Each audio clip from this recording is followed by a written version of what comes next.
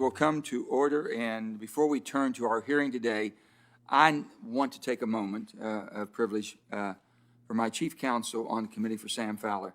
This year, Sam reached 30 years of service on this committee, providing sage counsel to me, 6 of my predecessors, and all committee members, I think on both sides of the aisle, on a broad range of issues, including Senate and committee history. And if you need to know anything about this Senate and how it operates and works, Sam is your man. He's only the second person to have served as chief counsel for the Democratic side since the Committee on Energy and Natural Resources was established in 1977. In fact, only 4 senators have been in the Senate longer than Sam. So I'd like to now present him his 30-year service pin and certificate, along with a plaque to commemorate our appreciation for his years of dedicated service to our country. And I can't thank him enough. Sam? I'll put the pin on you, buddy. Okay. I get to pin you.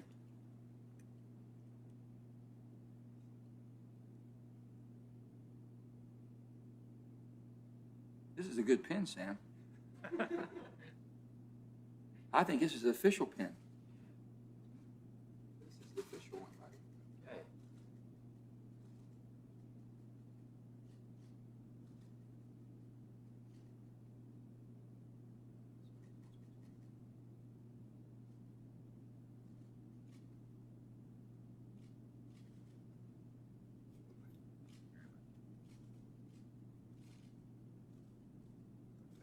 You want to stand again?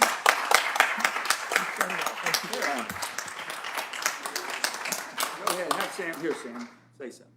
There's a person. He after 30 years, he has a right. What do you think, Sam? Yes. Okay. Start the clock.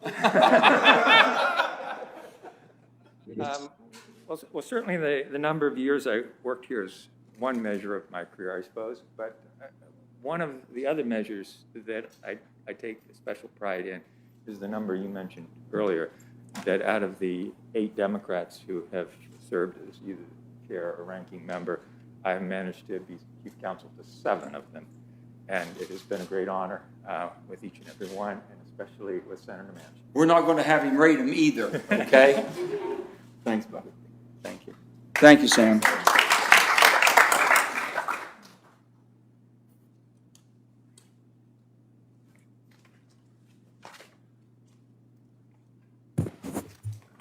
Turning back to our hearing, we meet today to consider the nomination of Tommy Bodrow to be the Deputy Secretary of the Interior. Welcome to the committee, Mr. Bodrow. It's so good to have you and your family with us. I want to thank you for being here this morning and for your willingness to serve in this important position, and thank you to your family for joining you here today. If you want to, Tommy, why don't you introduce your family with you right now, and then I'll go ahead and finish up on my... Yeah, thank you so much, Chairman. So I'm joined this morning with my wife, Carrie Beaudreau, and my boys, August Beaudreau and Alex Beaudreau. Welcome to all of you. Thank you so much for your service. The Department of Interior has a bipolar mission in a highly polarized political environment. On the one hand, the department is charged with preserving and protecting our national parks and public lands. It is the guardian of our iconic landscapes and our most sacred historical sites. It is the steward of our natural resources and must take into account not only our present needs, but the needs of generations to come. On the other hand, the Department of the Interior is called upon to provide a large part of the energy and mineral resources that we need to power the nation. The lands and waters managed by the department produce nearly 20% of the nation's energy, including 43% of our coal, 24% of our oil, 2% of our natural gas, half of our geothermal energy, and much of our wind, solar, and hydropower. The lands and waters managed by the department generate $12 billion a year for the federal treasury, support 1.8 million jobs, and contribute an estimated $315 billion to our economy. The department does not have the luxury to choose one mission over the other. It must fulfill both and find the right balance between the two. As the Secretary's top lieutenant, the Deputy Secretary of Interior plays a major role in striking that balance and keeping the department on course. I'm not telling Mr. Beaudreau anything he does not already know. He learned the importance of responsible resource development at an early age from his father, who worked in the Prudhoe Bay oil fields in the North Slope of Alaska. At the same time, he learned the value of great American outdoors, growing up hunting, fishing, hiking, and skiing in the Alaskan wilderness. He brought those experiences and values with him to the Department of Interior in 2010 when our former colleague, Ken Salazar, called on him to help reform the offshore drilling program after the tragic Deepwater Horizon accident in the Gulf of Mexico. As the first director of the Bureau of Ocean Energy Management, he learned firsthand the importance of not only of developing energy resources, but developing them wisely, safely, and with careful regard for the environment.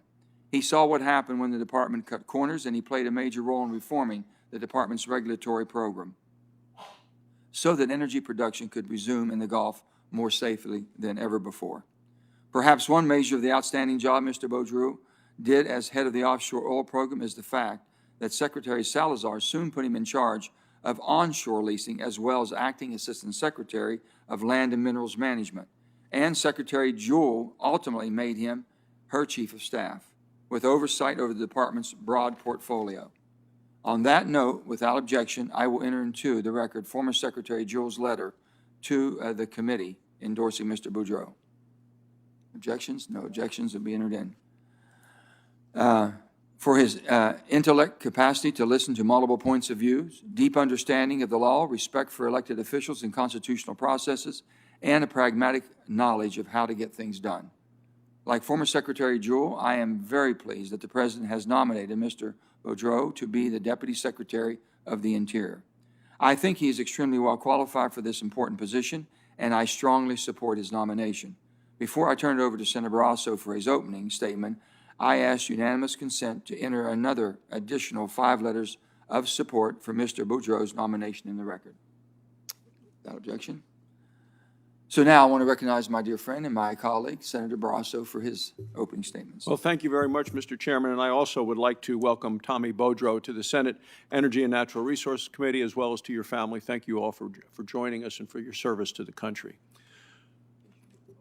The Deputy Secretary of Interior is a critically important job to my home state of Wyoming and to the entire West. If confirmed, you're going to work alongside the Secretary to lead an agency with more than 70,000 employees. Department of Interior employees manage 20% of the nation's lands, including all of our national parks, our national monuments, our wildlife refuges, our multiple use lands, and the outer continental shelf. They also manage the largest water supply in the West, our nation's trust responsibilities to American Indian tribes and Alaska Natives, and our nation's responsibilities to U.S. territories and freely associated states. One of the most vital functions is overseeing the development of traditional and renewable energy supplies on public lands and waters. In Wyoming, we're proud to be America's leading producer of coal, uranium, trona, and bentonite. Almost 50% of Wyoming's surface area and 69% of Wyoming's minerals are owned by the federal government. Energy production on public lands is the engine of Wyoming's economy. It creates good-paying jobs. It provides tremendous revenue for our state.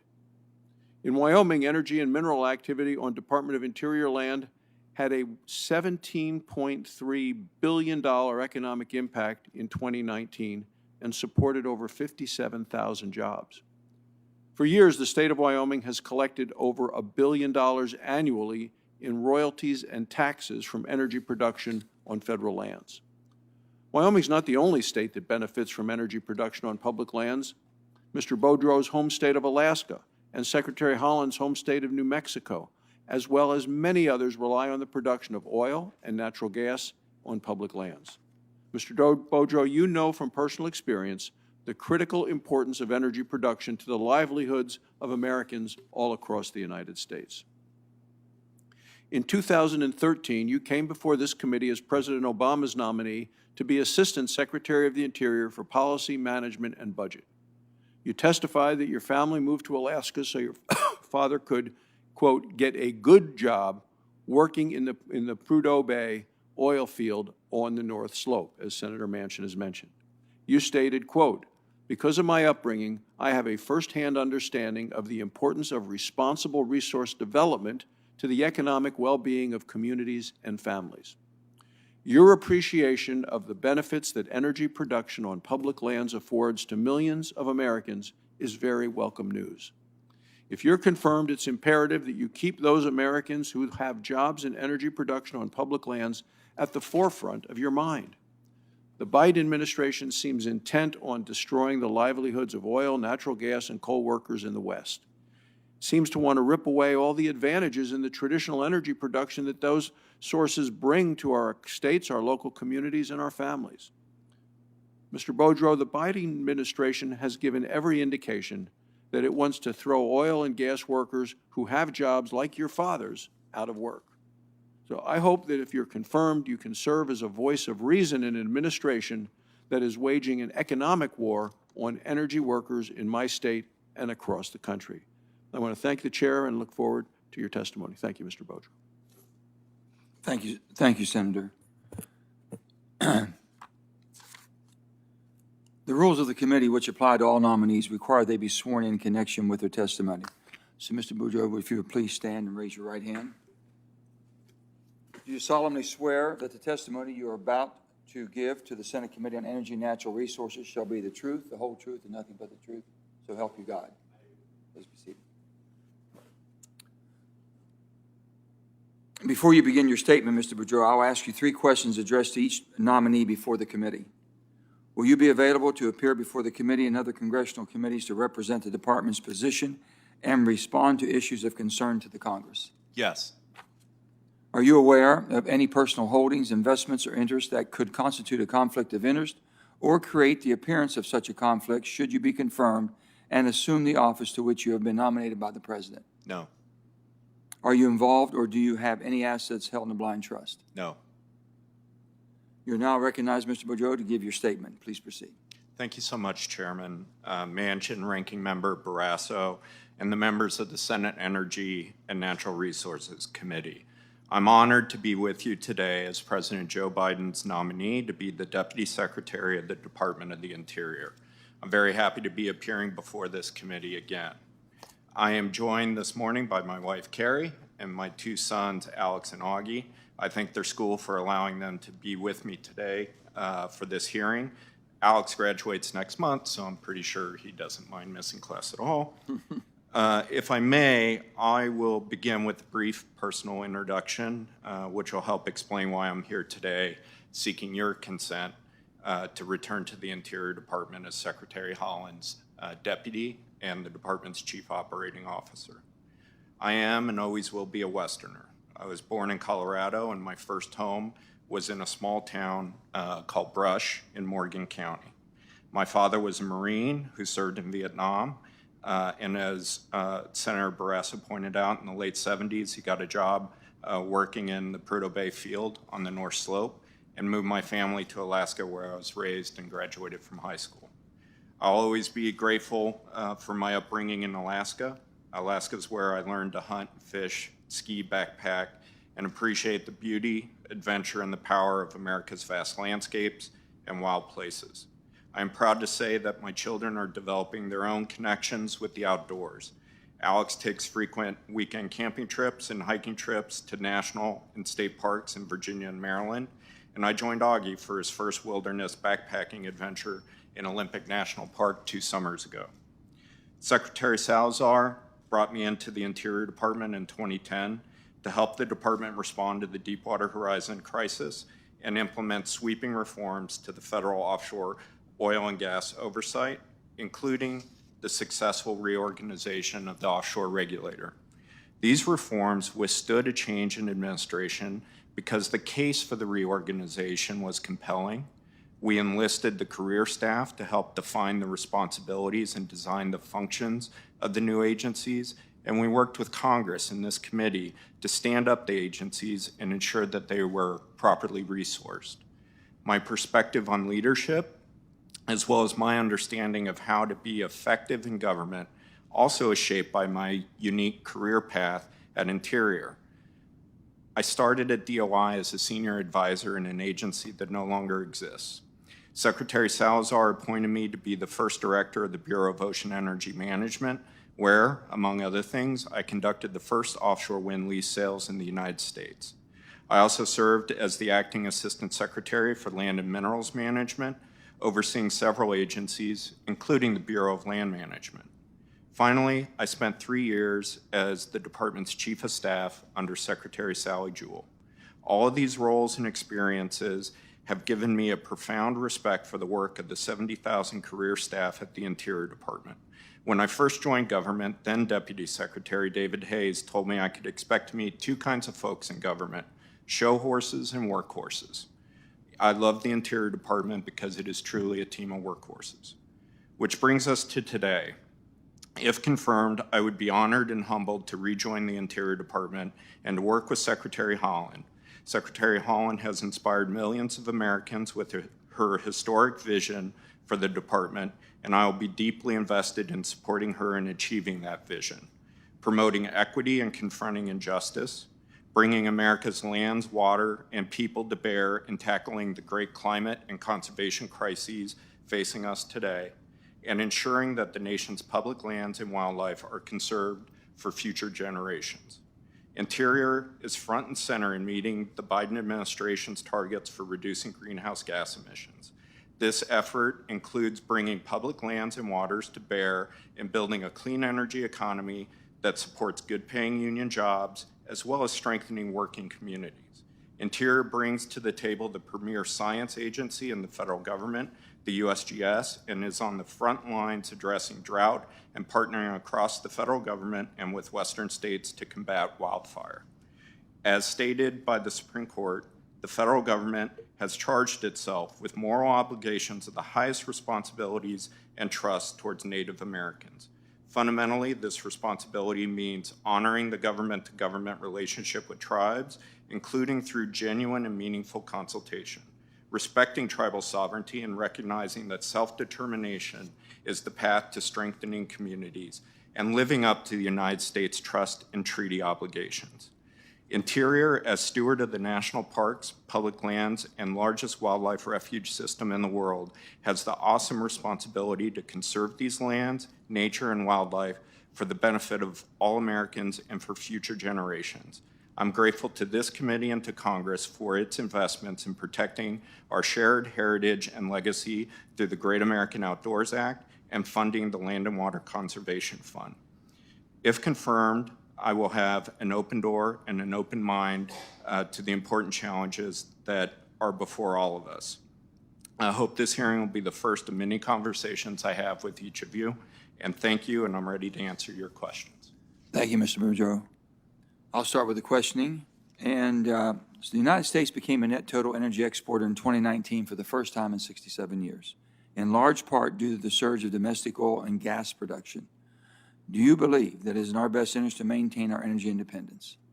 Yes, I believe it is extremely important on the national stage that America maintain its energy security. Do you believe that we can strike the right balance between environmental protection and responsible energy development so that we can maintain our energy security and independence without sacrificing our environmental quality? Yes.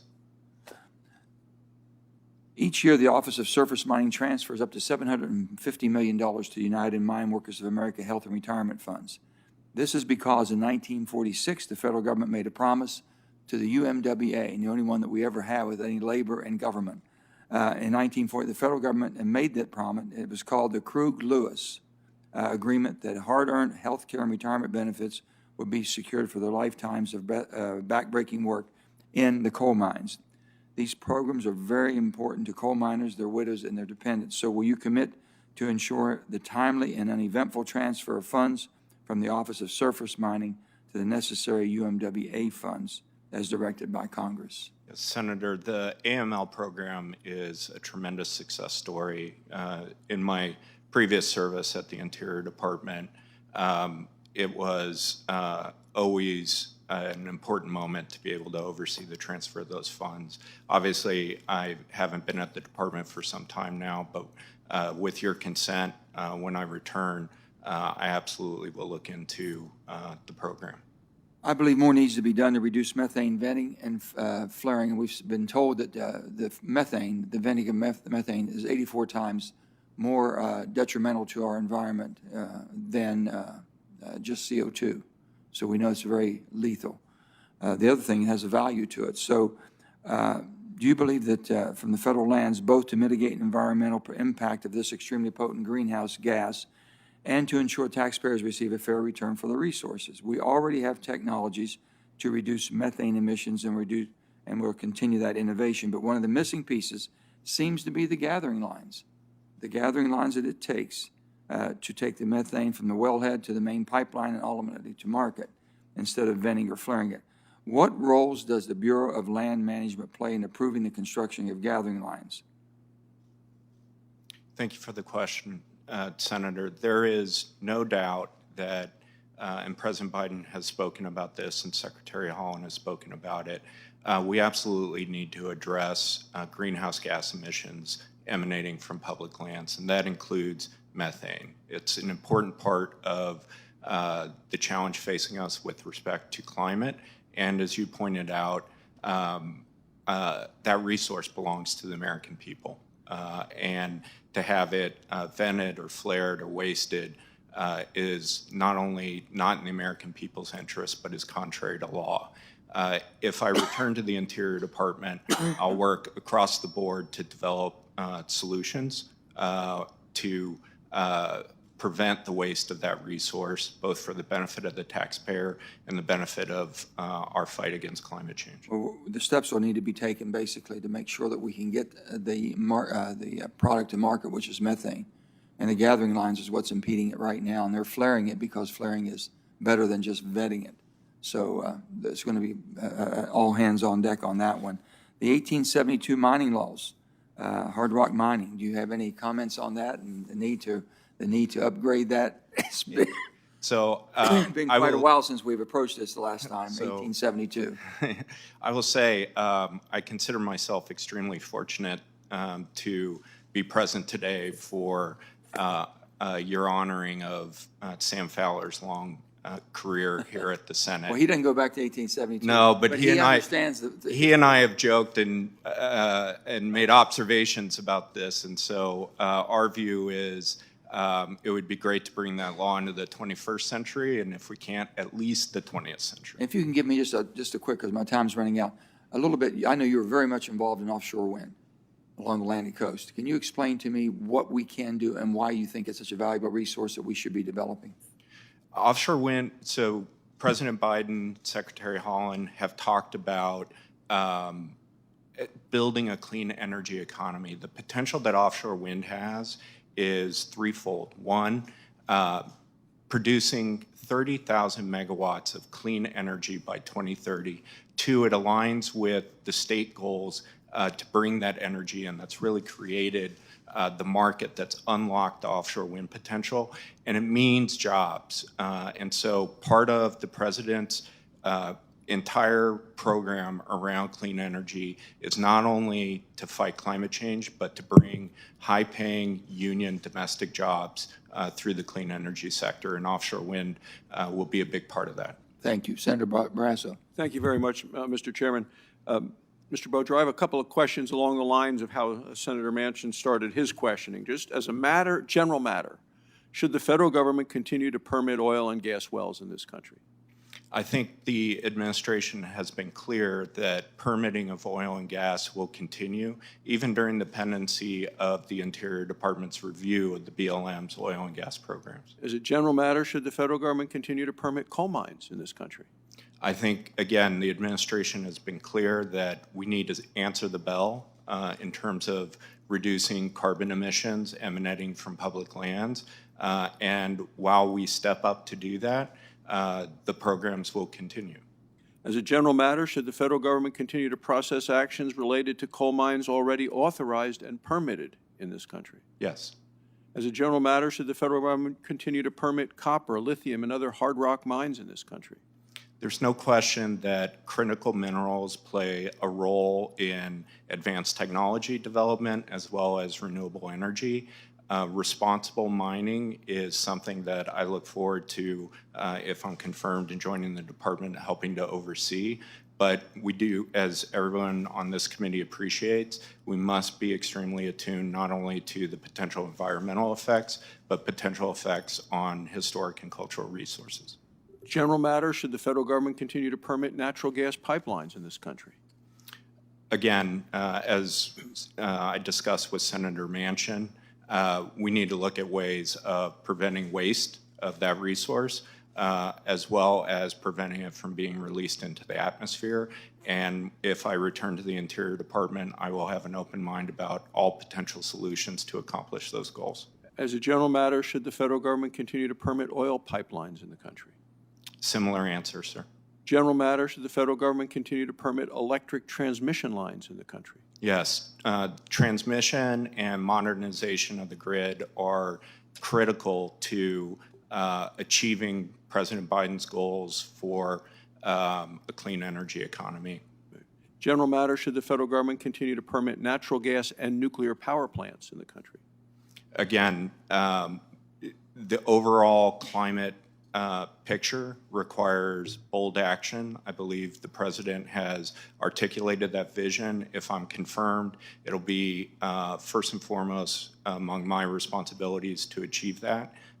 And again, I will be open to solutions to get us there. I want to visit about grazing.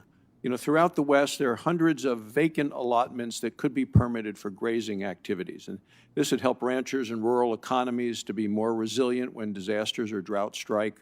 That's why last week I introduced a bill called the Ranch Act, stands for Resiliency for Ranching and Natural Conservation Health Act.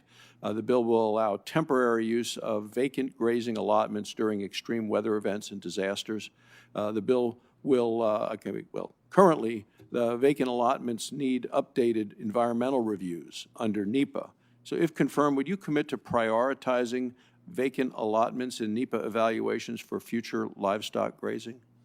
Thank you for describing your bill. If I'm confirmed, I look forward to rolling up my sleeves and looking into that. I also believe strongly that conservation includes partnerships, especially in the American West, and working with ranching and farming communities are extremely important to helping step up to meet the conservation crisis. And so, yes, I will work with you on those issues. Thank you. I want to ask about the 3030 initiative.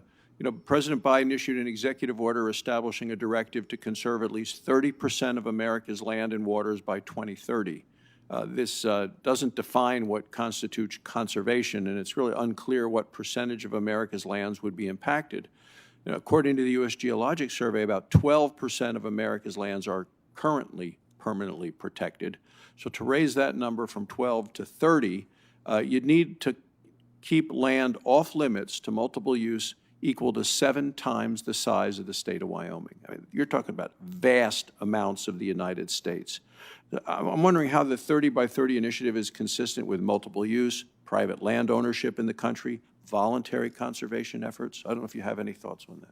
Yeah, and again, I look forward to joining the administration to advance the 30 by 30 initiative if I'm confirmed. I think Secretary Holland has said it best.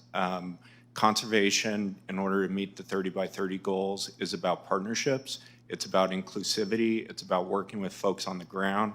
And your mention about grazing and ranching and agricultural communities absolutely should be a part of that effort. And so I think there are real opportunities across the board to achieve those goals by working together. And finally, in his first few weeks in office, President Biden issued orders banning new oil and natural gas leasing on federal lands and waters.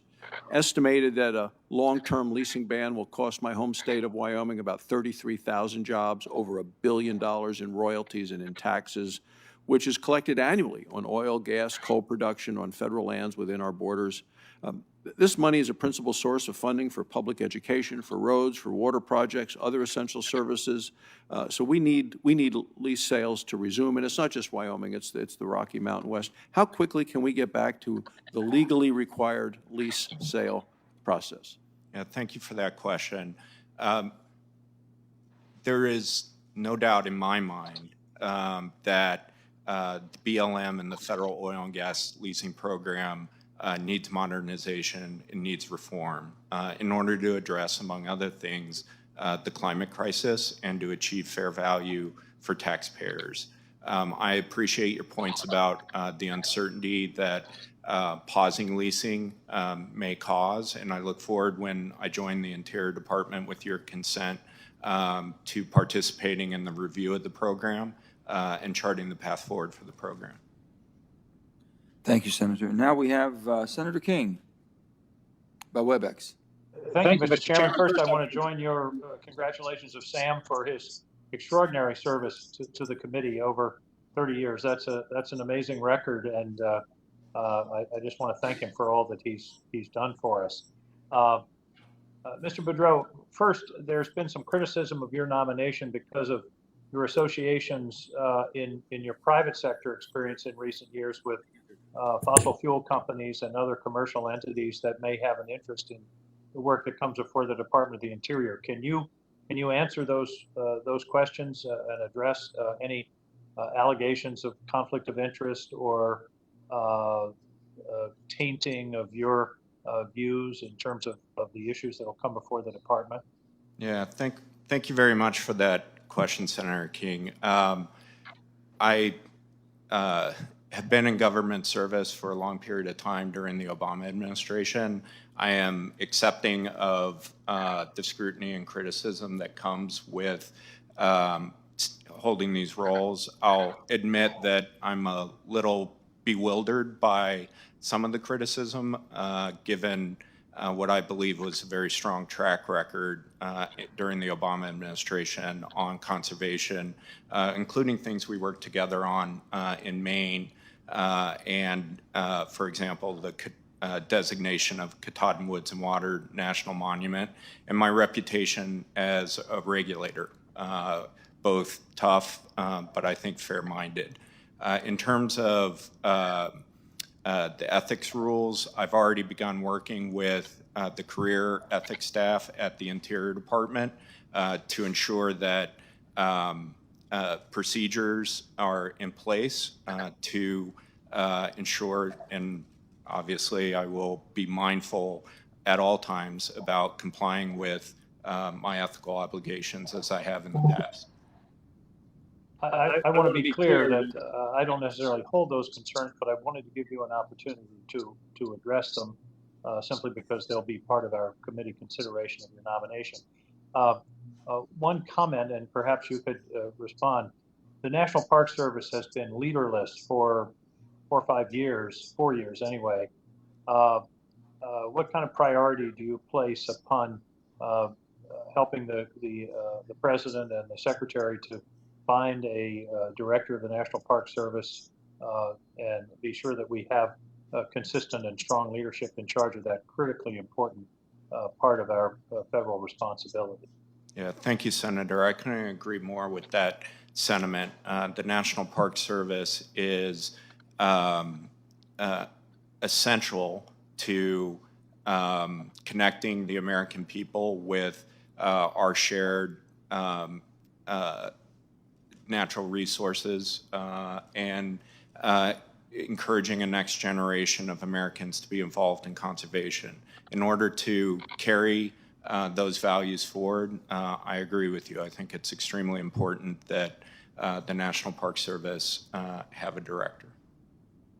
I'm going to go out on a limb and predict that this summer is going to be the biggest summer ever for the national parks, and we better be ready. And as you and I have discussed in our meeting prior to this hearing, we really need to talk about the national parks in terms of the pressure on them, and that brings me to the Great American Outdoors Act. The implementation of the Great American Outdoors Act, which involves both Land and Water Conservation Fund and the Restore Our Parks Act, maintenance in the parks, is critically important. Here in Congress, we can provide the vision, but your agency has to provide the implementation.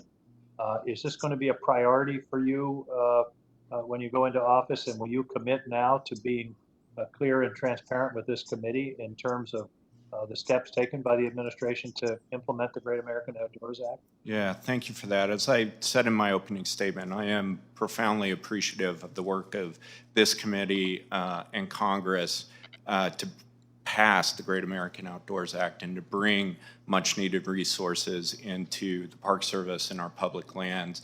We've talked for many, many years about the maintenance backlog and infrastructure crisis facing the national parks, and to have Congress step up in such a significant way to address that problem is is really amazing. I know everyone has frustration sometimes about getting stuff done. Congress really got some important work done, and yes, I look forward to working with the Interior Department and this committee on making sure that we bring maximum value out of each one of those dollars. And will you commit to being remaining in close contact with this committee on the implementation in a fully transparent way? Yes. Thank you. Thank you, Mr. Chairman. Thank you, Senator. Next, we have Senator Smith. Thank you, Mr. Chairman, and thank you, Mr. Bodrow, for being here and your willingness to serve, and congratulations on your nomination. And I certainly hope that today's hearing will have the answers that we're seeking of how you would assist the Secretary. One of the things that I'm concerned about from my home state of Mississippi is forestry is just such an important part of the Mississippi economy, and it's 46,000 jobs and nearly $2 billion in payroll and contributing more than $8 billion to the state's sales and manufacturing economy. So we are a wood basket in Mississippi, and we have plenty of that, and it's just very important. But multiple countries and intergovernmental organizations have declared that forest management and biomass play an essential role in an all-in approach to reduce dependence on fossil fuels. Mr. Beaudreau, what role can sustainable biomass play in our nation's overall energy strategy? And what is your understanding of how strong forest products markets benefit rural communities, such as the ones that we have in Mississippi that really depend on this? Yeah, thank you very much for that question. I recall during the previous administration listening very closely to Secretary Vilsack on exactly these issues and his belief in the role that the Forest Service has on that type of resource. And I can tell you, if I'm confirmed and join the Interior Department, that I will be committed to, one, an open mind on all of those potential resources, again, to meet, among other things, the climate crisis, and two, be absolutely committed to making the best use of science to inform those decisions. Thank you for that answer. And I want to focus on your experience as former director of the Bureau of Ocean Energy Management to expand upon the issue of offshore oil and gas leasing in the Gulf of Mexico. And I know you've been asked about this, but not everybody's had the chance to ask you the same question. In an interview you gave in 2013, you stated that the Gulf has tremendous resource potential, but it's also one of the most mature fields in the entire world and has a very sophisticated, widespread infrastructure. Given the detrimental impact that pausing offshore oil and gas leasing has for the Gulf Coast and the Gulf states, how do you view the Gulf in terms of American oil and gas production now and in the future? Yeah, thanks very much for that question. I do have, based on my previous roles, a very good understanding of the Gulf of Mexico and the offshore oil and gas industry. Like the entire federal management of oil and gas and those programs, it is appropriate, and as Secretary Haaland has articulated, necessary to undertake a review of those programs, how they're implemented, including through the lens of fair return to the taxpayer and climate. I believe that the offshore industry should be at the table for all of those discussions, as reflected during the roundtable hosted by Secretary Haaland to discuss the review of the oil and gas program. It's important that that industry be at the table because I believe they can offer a lot of solutions to move the ball forward on achieving these goals. And when do you think the administration should lift its freezes on new offshore leases?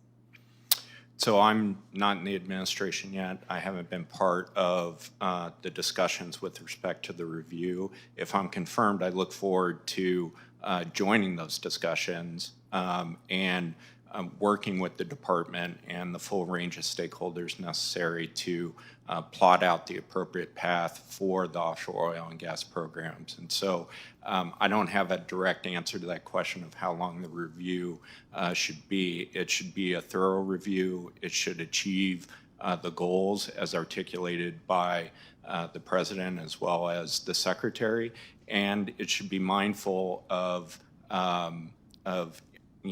uncertainty that is inherent to conducting those reviews. But at the end of the day, the program needs to be modernized, and I look forward to being part of that effort.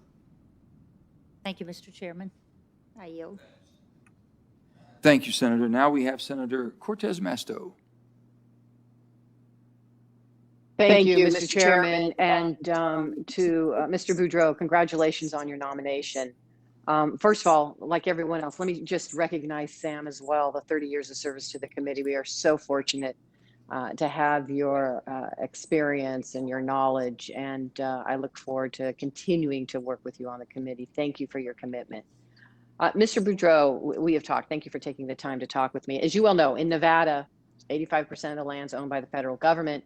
60% of that is managed by the BLM. So our relationship with the federal government, particularly the Department of Interior, is crucial to how we manage our land in our state and develop it and make sure that everybody has an opportunity to thrive in the state of Nevada. So the first question I have for you, as you well know, we've talked about this, the Las Vegas Valley in Clark County is home to nearly 2 million people, and it's growing. The valley is essentially landlocked, Interior Department managed lands. And the BLM is the manager of hundreds of small parcels throughout the metropolitan area there. In order for mundane city management actions to occur, it often requires collaboration with federal land managers.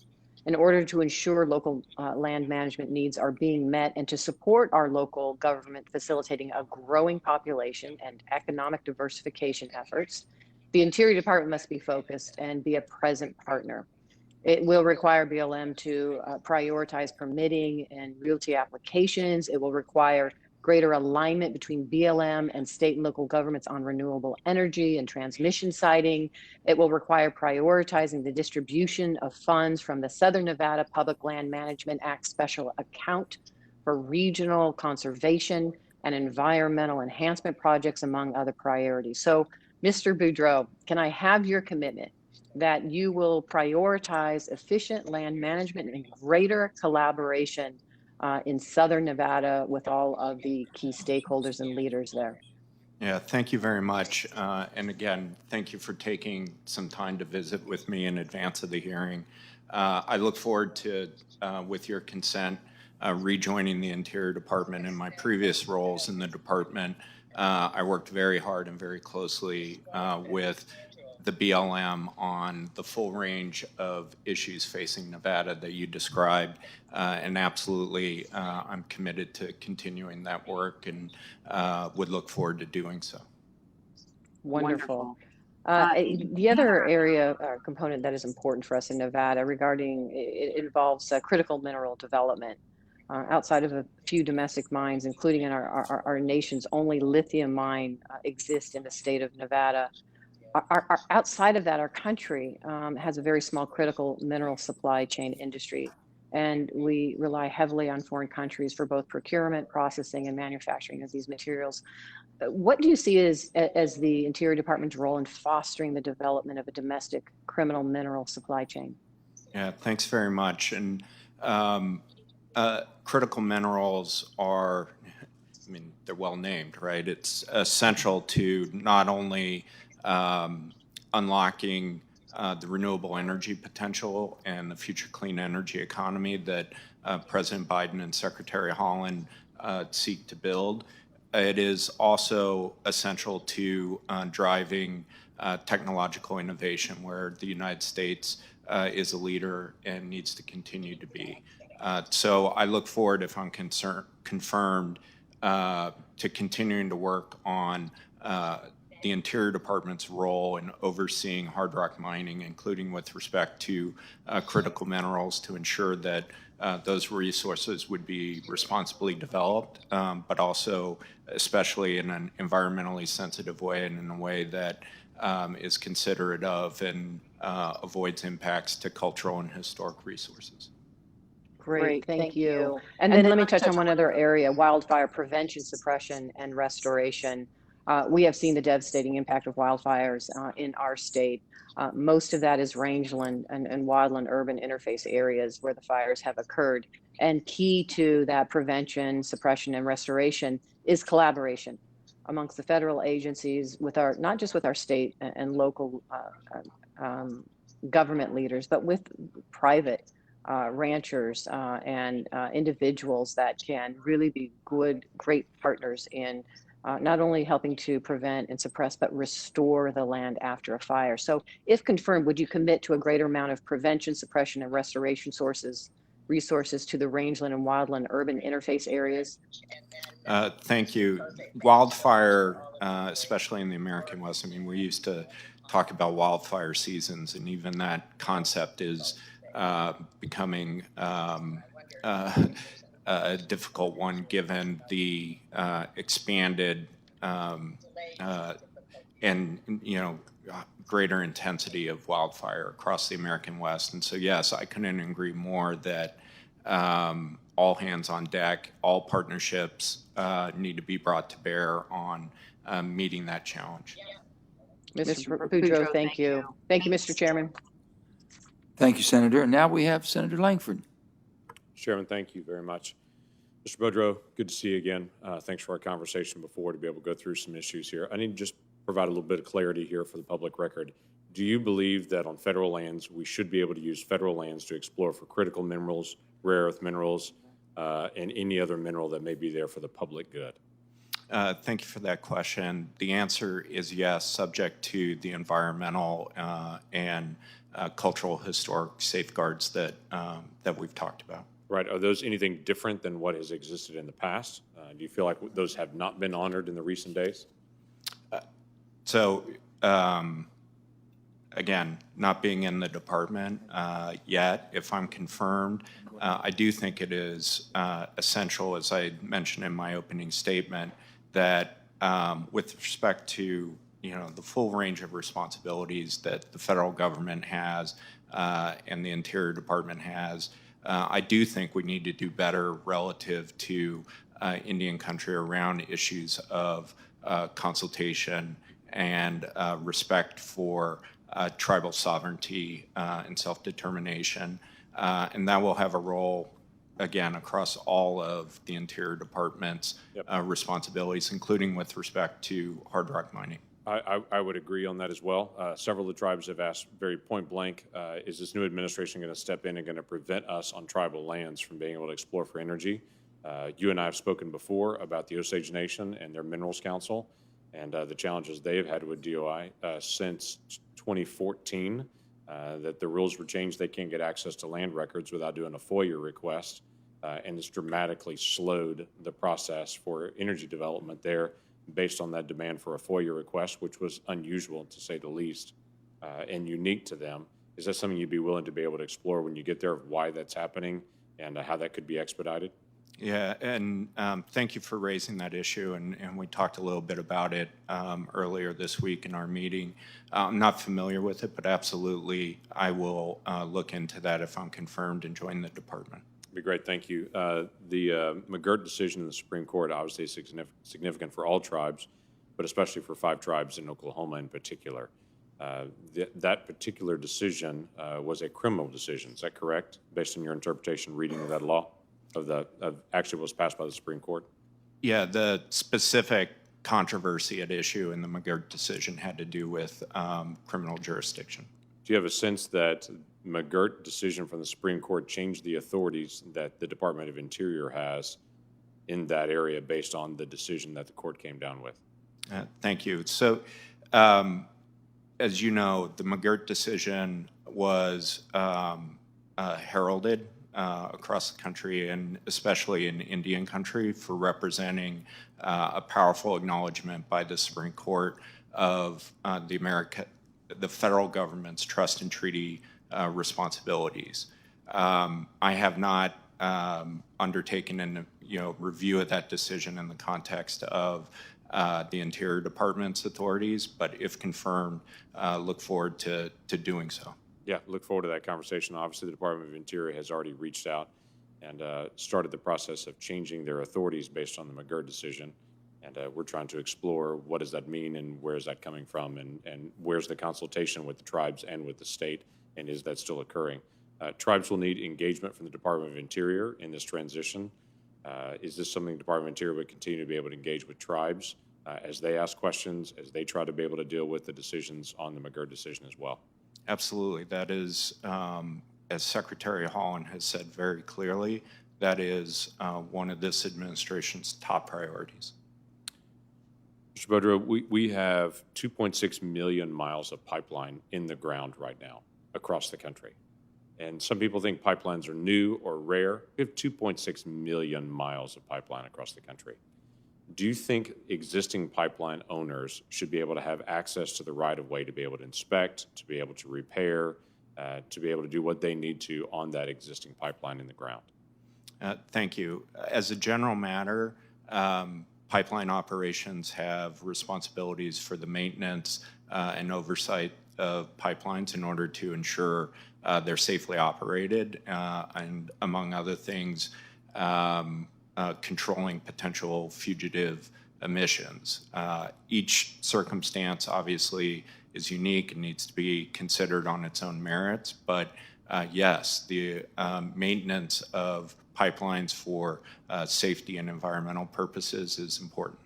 Thank you, Mr. Chairman. I will submit one more question for the record dealing with the endangered species. That'll be important to all of us as well, but thank you for your testimony. Thank you. Mr. Chairman, thank you.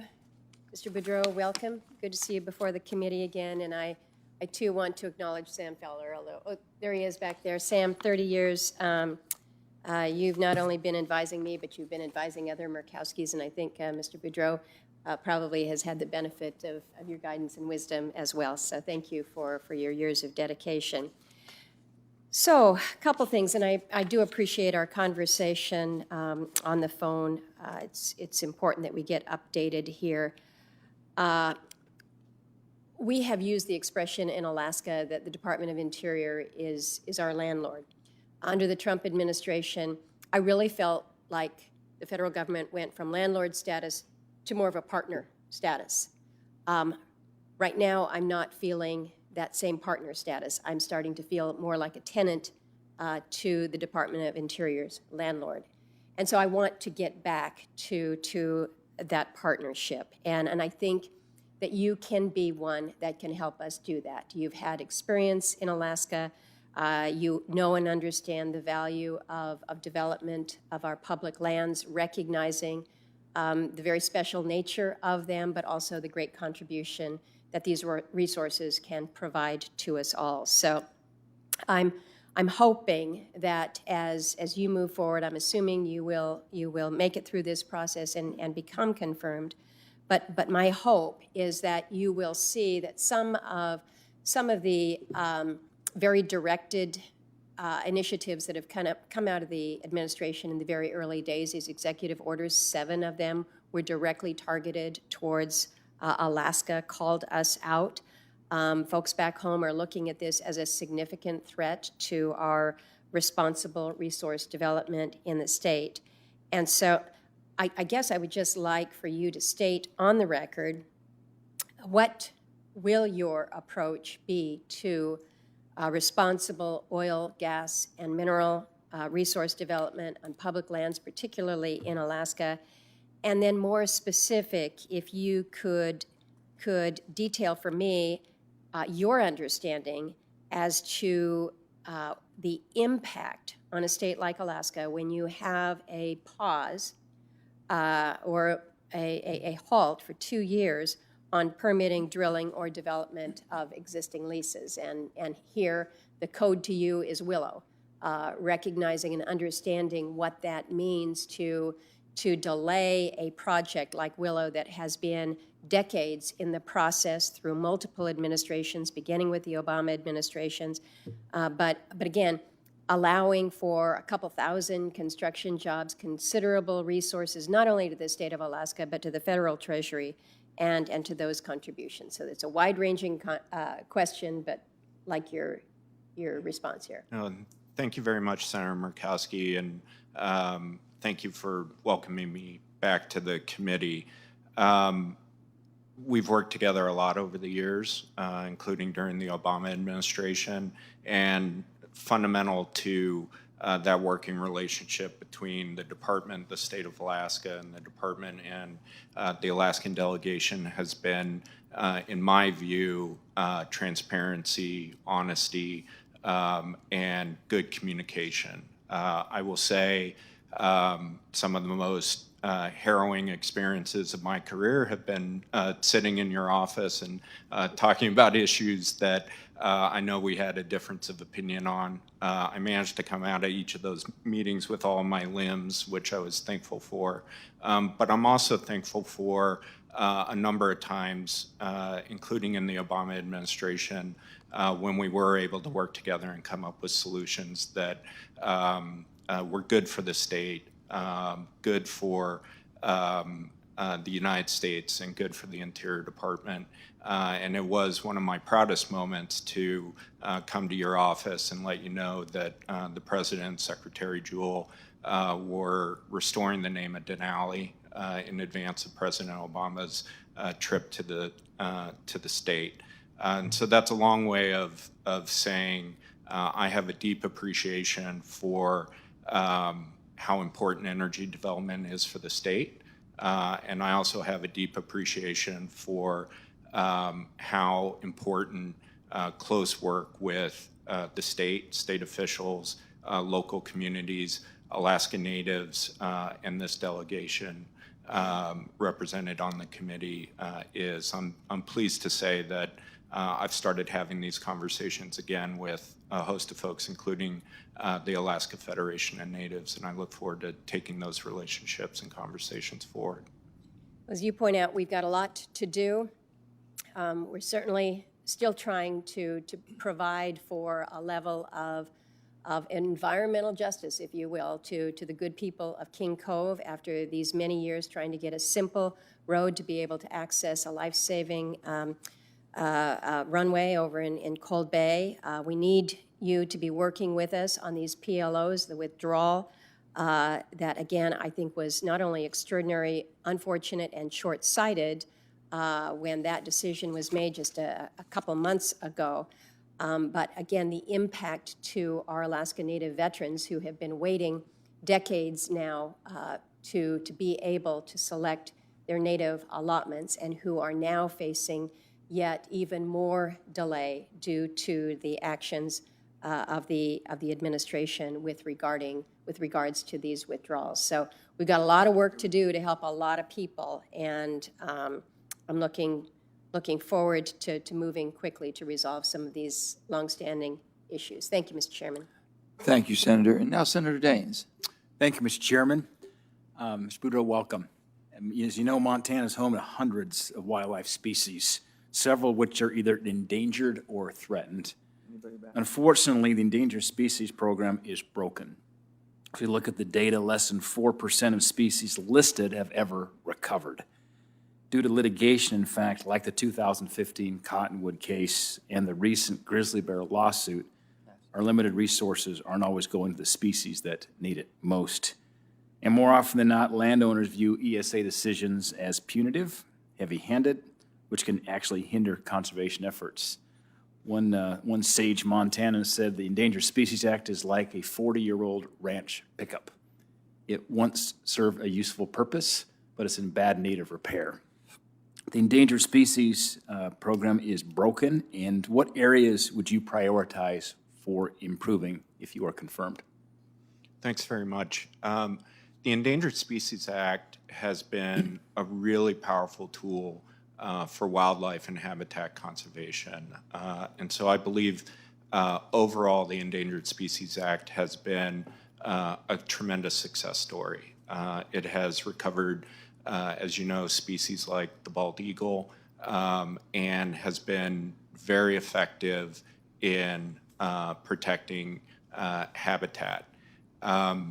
In terms of implementation of the Endangered Species Act going forward, if I'm confirmed, I bring the same principles to bear that I always have while at the Interior Department, and that is to be grounded in the science first and foremost, and to work closely with the Fish and Wildlife Service as well as state wildlife agencies to ensure that species recover, are resilient, and can be success stories under the ESA.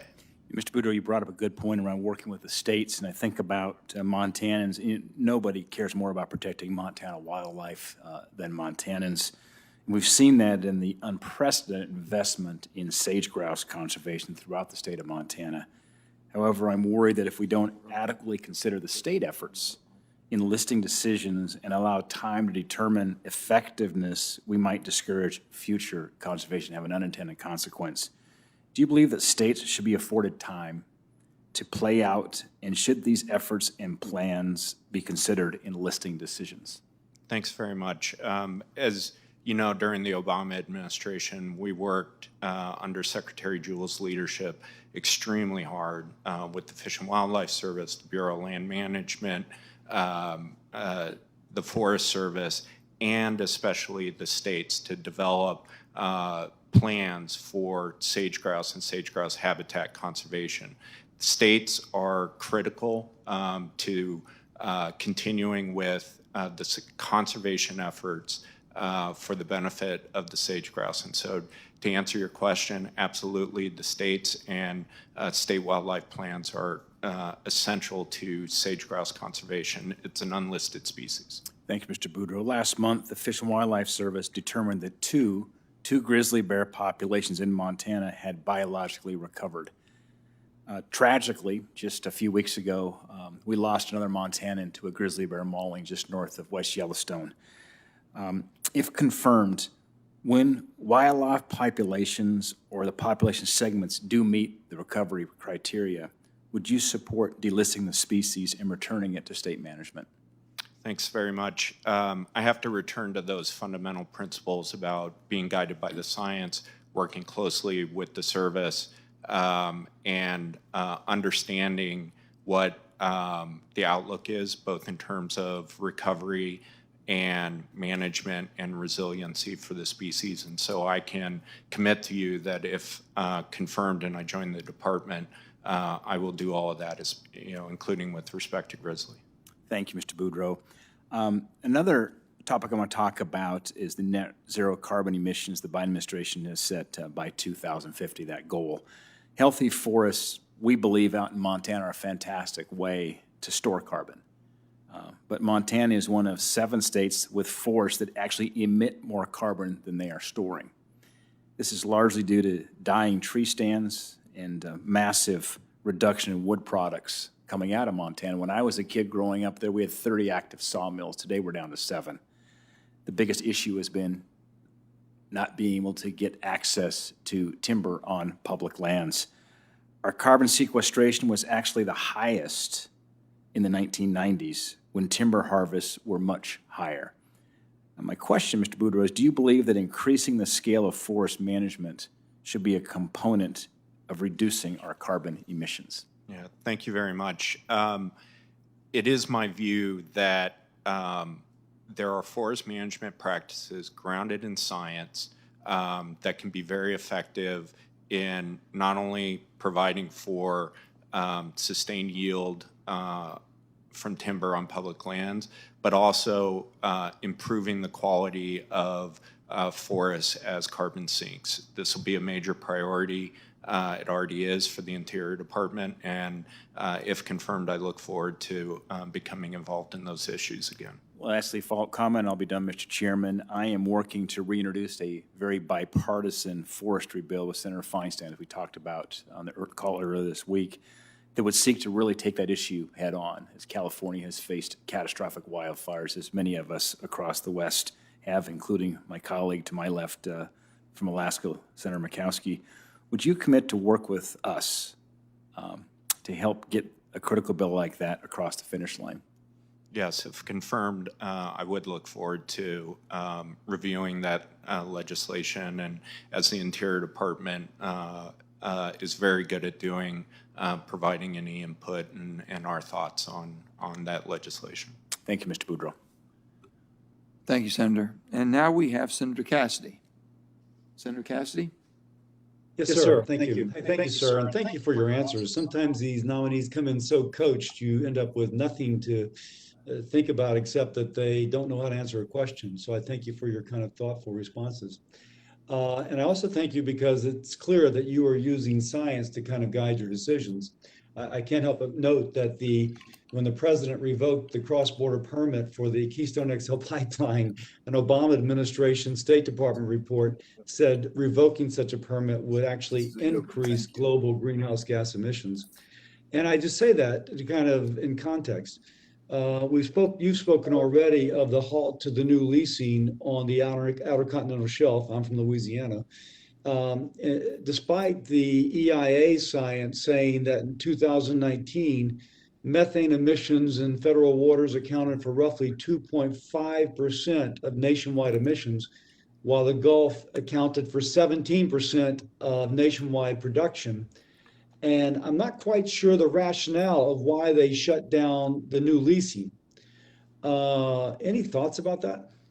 Thanks very much. Obviously I'm not at the Interior Department yet and haven't been part of the review or internal discussions about how the review is proceeding. As I've spoken about before, though, I think the federal oil and gas programs as administered by the Interior Department ought to undergo periodic review in order to understand. Now, let me ask, sir, because again, you've been very straightforward, and I understand you're not in a position. And by the way, I appreciate your dad worked on that pipeline. A lot of people from Louisiana did as well, and it just provides great jobs, you know that. My concern is that the fact that they ignore the science on the Keystone XL pipeline suggests that it's a politically motivated halt, and that it's not just a temporary halt, but it evolves into something which will be permanent, despite the science now saying that the ratio of emissions to the amount of production is the lowest in the world, if not the lowest, one of the lowest in the world. But I ask you, are you aware, and I know you are, but this is for the record, that when you inject uncertainty into a leasing process, that not just those who lease, but all the oil field service industries, it stills investment. And those jobs that would normally be created begin to be shed because of the uncertainty. Is there any way that those involved in development on the outer continental shelf should not receive this pause as creating uncertainty?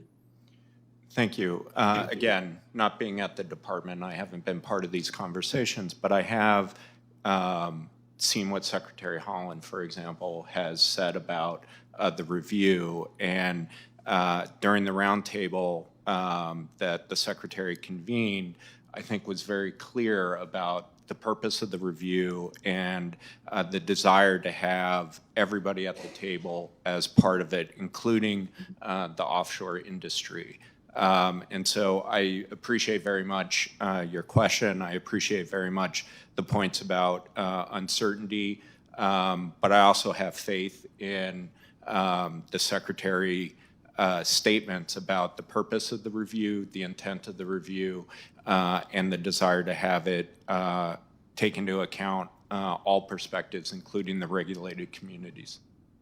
Let me ask you, again, just for the record, we've had testimony from others in this committee before that producing oil and gas in the United States for domestic consumption has a lower greenhouse gas profile than if we import from elsewhere, if only because of the cost, the emissions profile of the transportation vessels which bring it here, that's ignoring the ecologic impact of some countries having poor regulatory standards than we.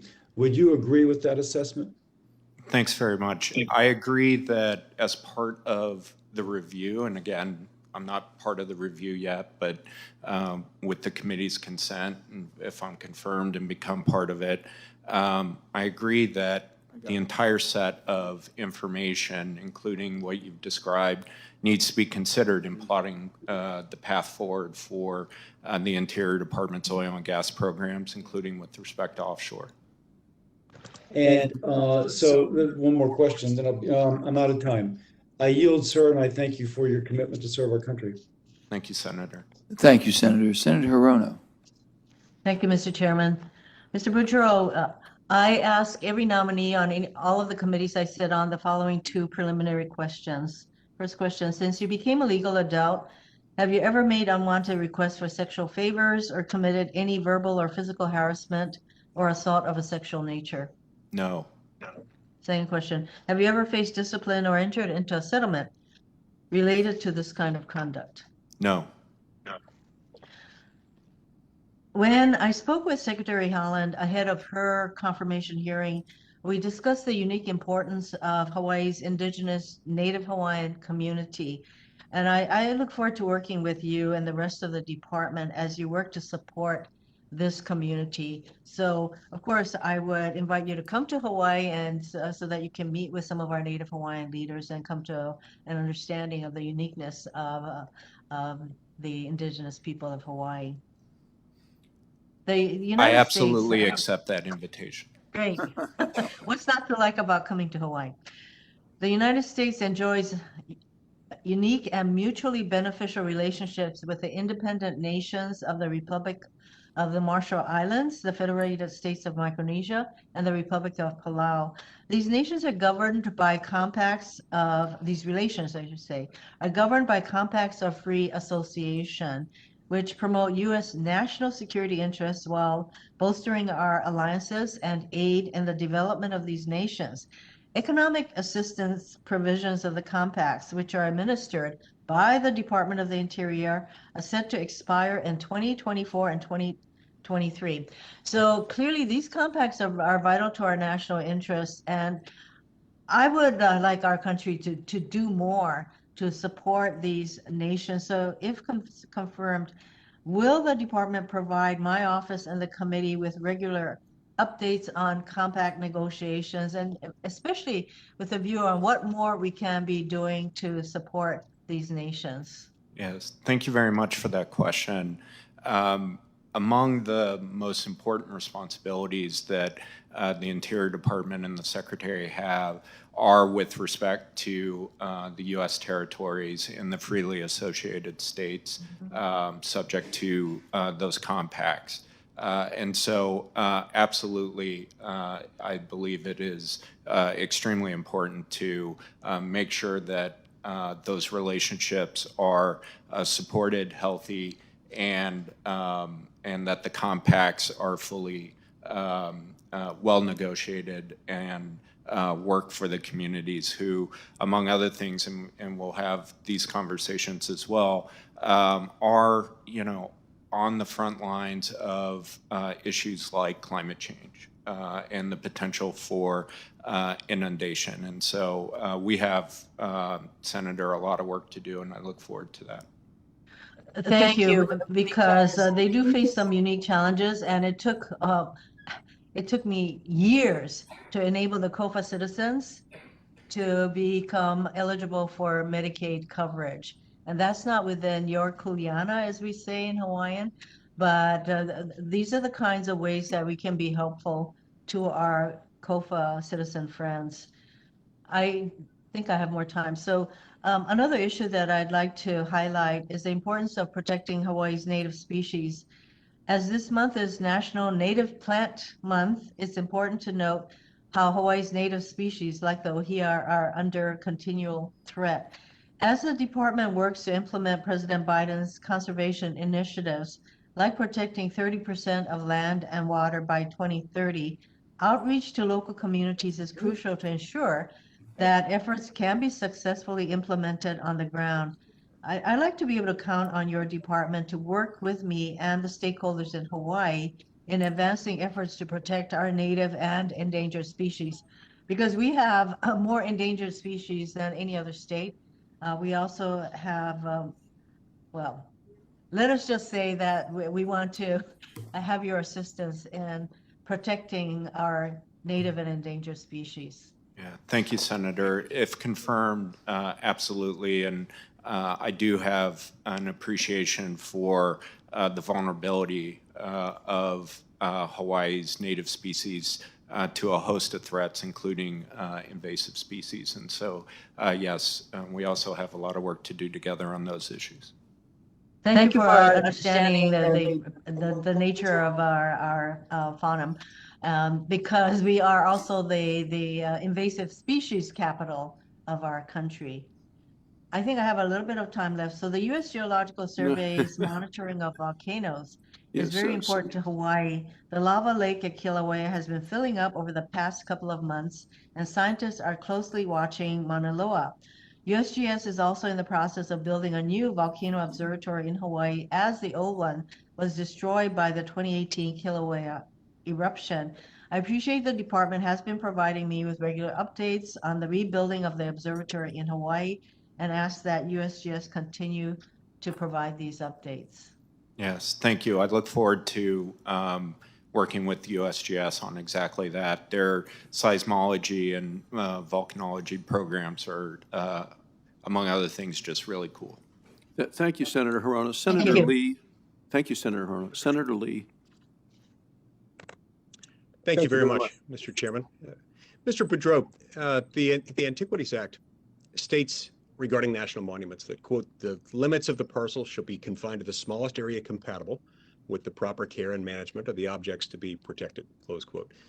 Do you believe that the national monuments designated by President Obama, including Bears Ears National Monument in Utah, adhered to that limitation? Yes. Now, to be clear, every time the Antiquities Act is used to designate a monument, every acre of that monument becomes restricted, significantly restricted in its use. And that means constituents in my state are restricted from certain types of use on every acre. So when designating the Bears Ears National Monument, were the objects to be protected identified on each and every one of the 1.35 million acres, an area nearly as large as the state of Delaware? Thank you very much. As reflected in the proclamation by President Obama, there is a very sort of thorough description of the basis for the designation and the objects that were covered by the designation. Obviously, as with all monuments, part of the implementation of the management of the monument is the development of a management plan and participation in the governance. And, as I think you're aware, Senator, part of the innovations around the Bears Ears Monument were to provide for a very inclusive mechanisms for participation in the management of the monument for exactly those reasons. But just to be clear, there was no inventory doing what I just described, identifying the objects to be protected in every one of the 1.35 million acres. So respectfully, there is a huge body of evidence supporting the monument designation, including the resources within the monument to be protected. Right. I note here that there is a significant difference between conclusory assertions and specifications. Specifications of the sort required by the Antiquities Act were required, or presidents are required to make sure that monuments designated under that act are confined to the smallest area compatible. For the record, do you acknowledge that you'll uphold the fact that it is, in fact, the policy of the United States that public lands be managed in a manner that recognizes the nation's need for domestic resources, for domestic sources of minerals, food, and timber and fiber from the public lands, including the implementation of the Mining and Minerals Policy Act of 1970 as it pertains to public lands? Yes, thank you for that question. And yes, if I'm confirmed, and once again, work with public land managers, including those at the Bureau of Land Management, we will work consistent with the law on multiple use and sustained yield. Okay. Thank you. Do you believe that public lands, federal public lands should be managed according to multiple use principles that allow for activities like grazing, mining, and energy extraction? Yes, consistent with the broad mandate under the Bureau of Land Management, in my view, and if I'm confirmed, will continue operating under the principles of multiple use and sustained yield. Do you believe President Biden's directive to halt oil and gas leasing is compatible with that statute?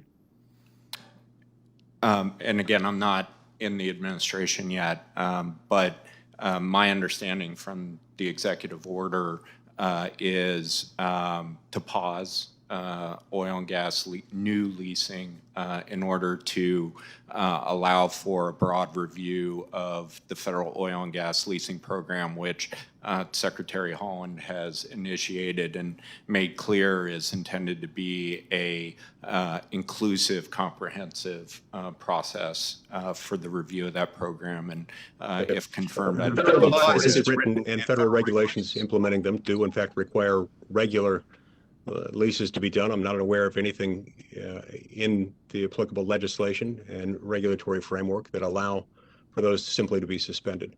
But in the brief time I've got left, I want to point out livestock producers in the West are fighting for space on the range every day. In my state, we're talking about approximately 5,700 wild horses and burros, while the appropriate management level calls for there to be only 1,900. It's about 3 times the acceptable limit, the acceptable amount. So tell me, how will you work to preserve the ability of producers to be able to operate and reduce horse and burro populations on the range? Yeah, thanks very much for that question. I'm looking forward to becoming involved in a host of issues. Again, if I return to the Interior Department, I can't say wild horse and burros is my favorite issue. I appreciate how challenging it is. And yes, absolutely, Senator. I look forward to continuing to work with everybody, including you, on figuring out solutions, because it is a massive challenge for the department and BLM. I appreciate that commitment, sir. I'd point out here, I understand, regardless of whether it's your favorite issue, or regardless of whether it's an issue that gets a lot of attention from a lot of people, in many of the communities I represent, this is everything to them. And this can mean the difference between their survival or their non-survival. This can mean the difference between whether they're able to make a living or not. So we are at the mercy, especially in federal public land states like mine, where the federal government owns 67% of the land. We're at your mercy. So I appreciate your commitment to this and hope you will make it a priority. Thank you. Thank you, Senator. And please, I by no means meant to minimize the issue. I just was remarking on how difficult it is. And so thank you for the question. Thank you. I appreciate that. Thank you, Senator. Senator Hickenlooper.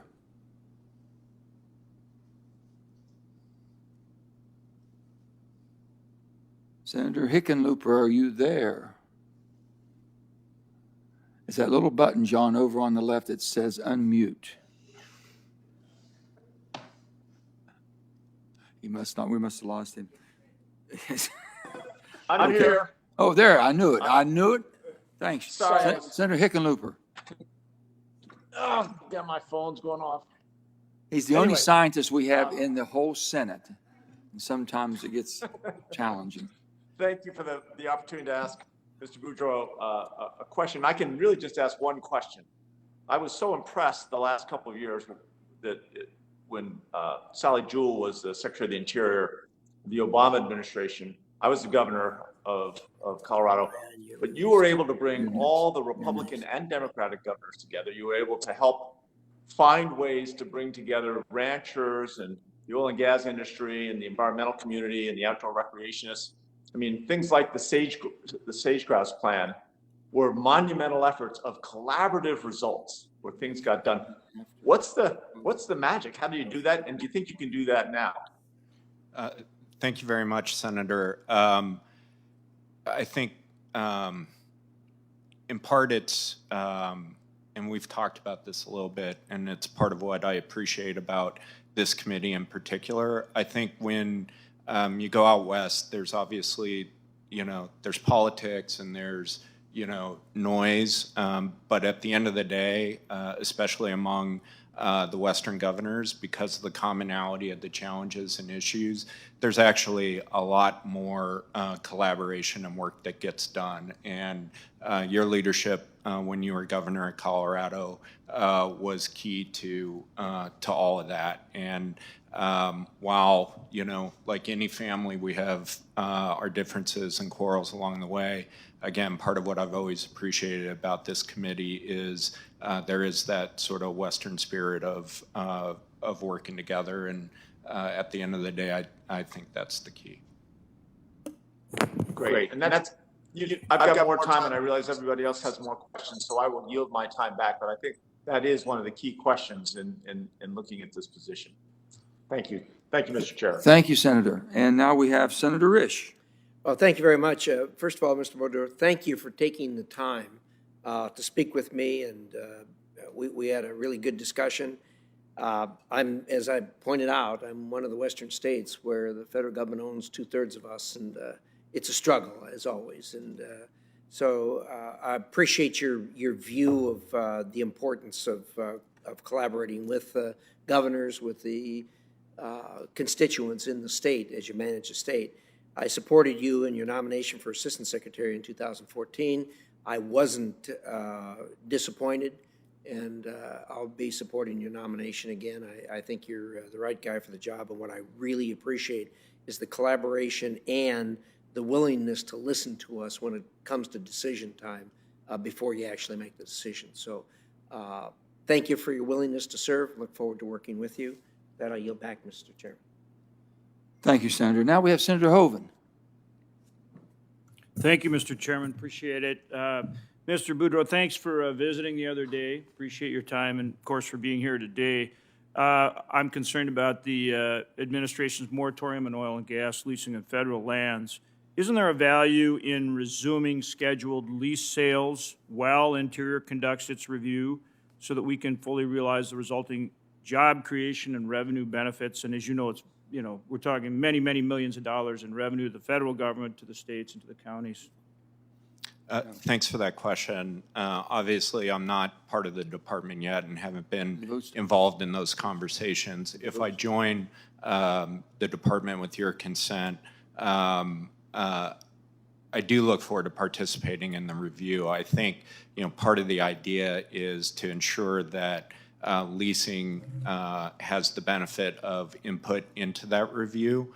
I've heard the Secretary talk about, oil and gas remaining part of the United States energy mix for the foreseeable future. And I think part of the idea with the review, as I understand it, is to make sure that one, we're doing our best on a host of issues, including fair return to the taxpayer and reducing greenhouse gas emissions, but two, ensuring that the program benefits from all of the input that's coming through the review.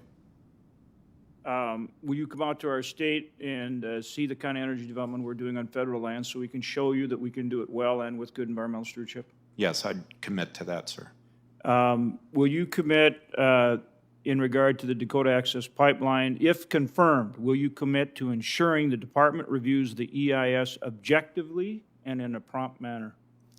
Thanks very much for the question. Obviously, the permitting decision rests with the Army Corps in that case, but because of the Interior Department's sort of unique position and role relative to Indian country, I know there'll be a lot of communication with the department, and I look forward to ensuring that all of those views are fairly communicated into the permitting process before the Army Corps.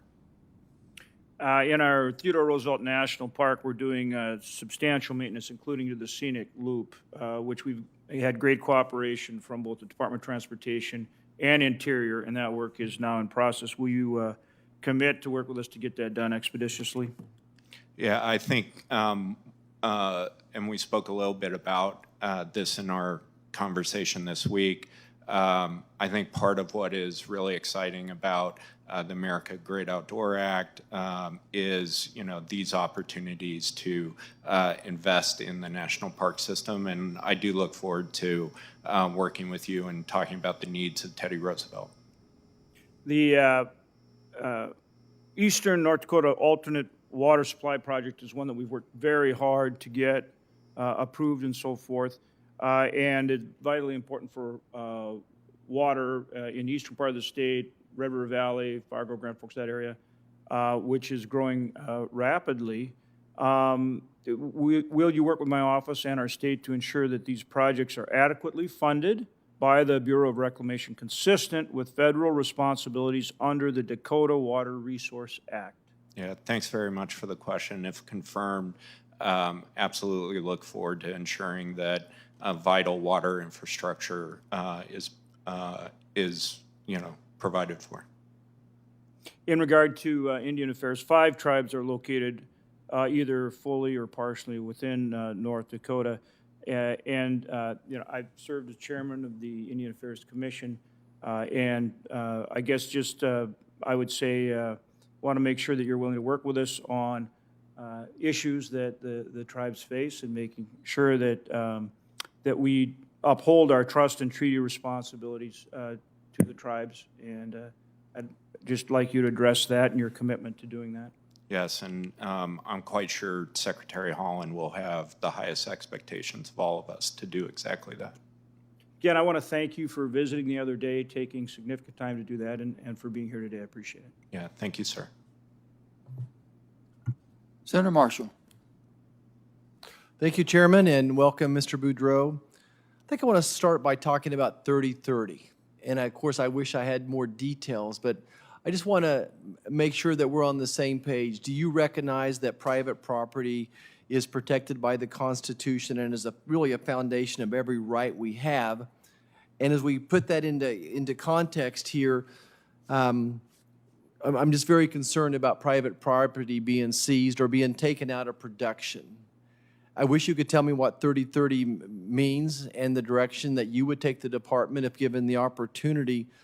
But I think the real question that I think you could answer is the economic impact of taking productive farm or grazing land out of production. So Kansas is only about 3% of the land is in parks, so to speak. The other 97% is in private hands and production. What do you think the economic impact would be of taking 30% of the farmland out of production to rural America and to this nation? Yeah, thank you very much. Obviously, I'm not part of the administration yet, but if confirmed, look forward to becoming involved in the 30 by 30 conservation initiative. My understanding, and I think Secretary Holland has been very clear, that 30 by 30 is meant to be an inclusive approach to comprehensive conservation, which includes where you have willing private parties, participation from private landowners in conservation. We've seen great examples of that. Earlier, speaking with Senator King about the Katahdin Woods and Waters National Monument, that was a donation by the Quimby family to the federal government to establish a national monument for the purpose of conservation. That was voluntary. That is, a private landowner thinking through what she thought was best for that land. And so, I fully respect private property and the rights of landowners over their private property, and where a landowner wants to use that land for conservation, I think there should be avenues by which to do that. Certainly, I'm in favor of voluntary conservation too, but I just want you to hopefully acknowledge the economic impact of even what you described. I'm not sure what that land was in, but even permanent easements of land that was being used for cattle grazing or was being used for agriculture, turning it into a voluntary easement certainly hurts the local economy. And the idea of taking 30% of Kansas farmland and pasture land out of production would literally ruin the Kansas economy. Let's move on to invasive species and endangered species. I think we can talk about them in the same context and just kind of get your philosophy. I think of these challenges together. I'm a former member of the Wildlife and Parks Board there in Kansas. I've seen these two interact constantly, and I think the lesser prairie chicken is a great example that the successes of bringing that species back, including burning pasture, which would get rid of invasive species, maybe cattle grazing, helping to manage the invasive species. But the greatest success I've seen is private landowners working in conjunction with the government, as opposed to all the government ran projects have been miserable failures. How do you feel the interaction should be between the private property owners and the government in managing invasive species and endangered species? Yeah, thank you so much. And for that question, I am a big believer in incentivizing conservation on private lands for the benefit of species and their habitat. And I think there are a number of examples of that, and especially in states like Kansas where you don't have a lot of public lands, it's absolutely essential to wildlife conservation, and agree wholeheartedly with your sentiments on that point. Okay. Yeah, thank you so much. I yield back, Chairman. Thank you. I have one final question, and then I know Senator Brasso has a couple he wants to go very quickly. Mine is, in a letter to the committee endorsing your nomination, former Secretary Jewell credits you with standing up wind development along Atlantic seaboard, working to harness nation's renewable energy. I think increasing deployment of renewables on fairly managed lands and waters really makes all the sense in the world to me. Renewables have come a long way, but much work needs to be done. The permitting process is still so extremely slow. So my question would be, what actions do you think are needed to increase deployment of renewables on federal lands and waters? And what role also, my second follow-up would be to geothermal energy playing in our energy future, and more can be done on public lands to expand that? Yeah, I think those are tremendous questions. And just taking the offshore wind example, I know from my previous work, the permitting process, federal permitting process, is a complex one. There are a host of agencies with relevant authorities and permitting authority in order to get a project like that developed, and then you also include the nearshore and onshore components with states. And so my philosophy on that is there has to be strong leadership to really drive coordination through the permitting process and ensure that all the regulatory requirements and legal requirements are strictly adhered to in the interest of the defensibility of those permits. But it takes an enormous amount of leadership effort and coordination to make sure that those projects are permitted in a timely way and properly. We're going to need your help. We're diving into that pretty rapidly to find out why the permitting takes so long, and looking at all the leases we have and how we can accelerate that, especially if we're going to maintain our energy independence, but also be able to reduce the methane. And so there's so much for the piping and everything else we do. But a lot of this is very instrumental. But I appreciate it. We'll go into it further. We got to get you confirmed first, and we'll get that done as quickly as possible. But with that, I turn to Senator Brasso. Well, thanks so much, Mr. Chair. Just one final question, just like you had a final question. Last year, the Great American Outdoors Act was signed into law. The law directs the Secretary of the Interior to address the maintenance backlogs at our national parks, at our wildlife refuges, our national forests, and at the Bureau of Indian Education. Well, these maintenance backlog projects are funded by federal energy revenues. So if the department ends or restricts leasing and production of oil and gas and coal on federal lands, I think it's going to greatly impact these revenues. And I wondered how you propose to alternatively fund these many important and necessary projects. Yeah, thank you for the question. I think, you know, again, in the context of the review, and I'm not there yet, I look forward to becoming involved in the review. I've not heard an indication from the administration or department to, you know, end leasing, but rather to conduct a review of the federal program. And so I am excited about, as we've talked about, I'm excited about Congress's investment in public lands and addressing the maintenance backlog for the National Park Service. And I look forward to working, with your consent, working with the department to implement that. Thank you, Mr. Chairman. Let me just say, Mr. Beaudreau, it was great having you today. I think it was a great hearing that we had. There's a lot of activity, a lot of questions. You did very well. I want to thank your family for attending and welcome them back anytime.